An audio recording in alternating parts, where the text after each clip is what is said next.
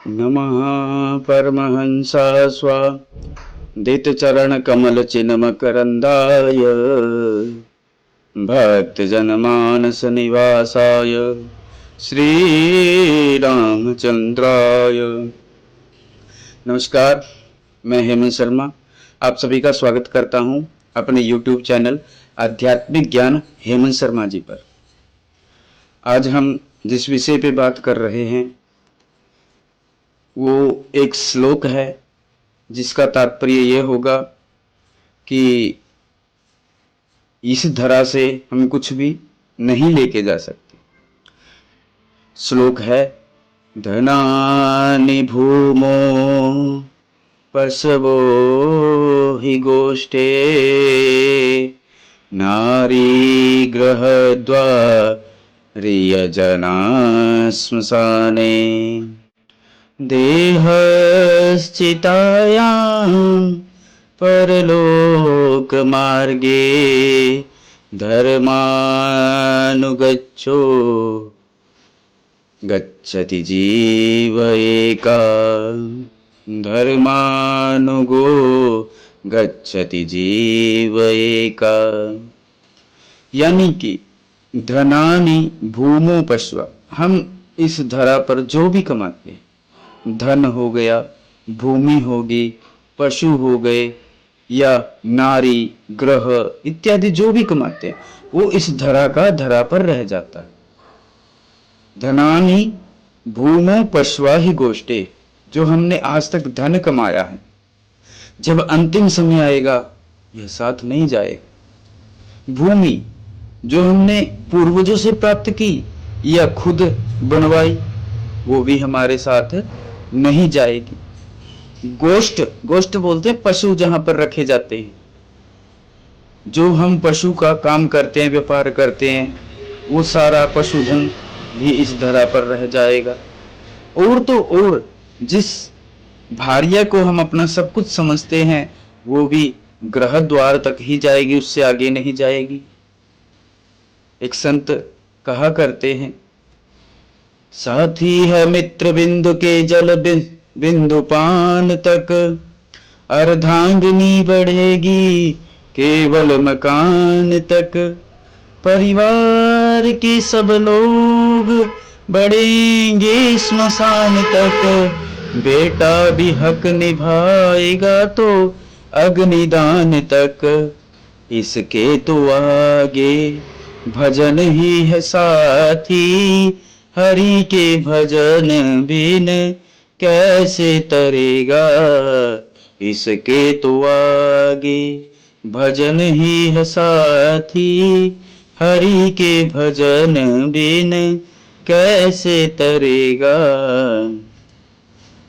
कहते जैसे साथी है मित्र बिंद के जल बिंदु पान तक, जैसे यात्री होते हैं, कहीं यात्रा करते हैं, जब उनको प्यास लगती है तो किसी एक स्थान पर एकत्रित होकर जैसे वो जल पीते हैं और उपरांत अपने अपने गंतव्य को चले जाते हैं ना, ऐसे ही ये परिवार, ये धन, ये ऐश्वर्य, मित्रविंद सब चले जाएं। और जो पत्नी है जिसको हम अपना मानते हैं वो भी नारी गृह द्वार तक ही जाएगी। और जो परिवार के सदस्य हैं, भाई बंधु मित्र दोस्त हैं, वो सब शमशान तक ही जाएंगे। और जो पुत्र जिसको हम अपना सबसे घनिष्ठ मानते हैं, सबसे नजदीक मानते हैं, वो भी अपना हक सिर्फ अग्निदान तक ही निभाएगा। इसके आगे फिर क्या? तो इसके तो आगे भजन ही है साथी, तो इसके आगे सिर्फ राम नाम ही साथी है। जो व्यक्ति अपने जीवन काल में भगवान का भजन कर लेगा वो तर जाएगा, और जो अपना जीवन संसार के मिथ्या सुख में व्यर्थ करेगा वो यहीं का यहीं रह जाए। क्योंकि इस धरती का नाम है धरातल या दुखालयम।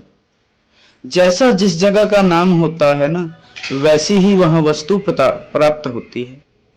जैसे पुस्तकालय में पुस्तक ही प्राप्त की जा सकती है, देवालय में देवता मिलते हैं, भोजनालय में भोजन मिलते हैं, मदिरालय में मदिरा प्राप्त होती है, ऐसे ही दुखालय में दुख ही प्राप्त होता है।